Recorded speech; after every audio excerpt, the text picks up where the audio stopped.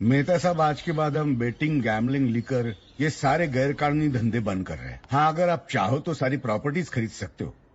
पागल हो गए भाऊ? इन्हीं सारे धंधों से हम रोज लाखों रुपए कमाते हैं। ये देवी की इच्छा थी रंजीत। देवी की इच्छा से कुछ बनना ही होगा भाऊ। मैं संभालूंगा सब कुछ। ये उठ, गेट आउट।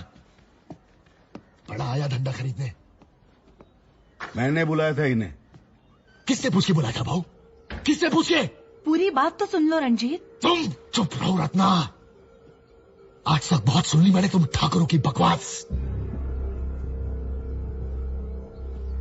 इस घर का जमाई मैं हूं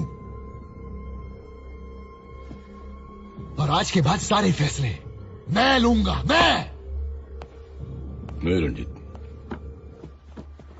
बाबू ने जो फैसला लिया वो सही है। बाबूजी आप जिंदा हो।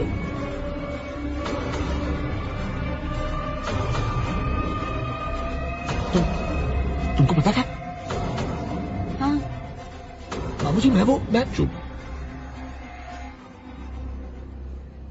अभी तुम और रत्ना हमारे गोवा का 5 स्टार होटल संभालोगी।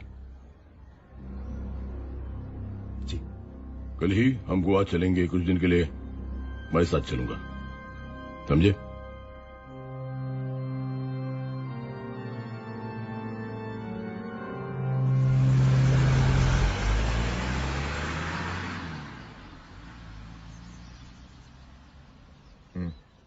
क्यों?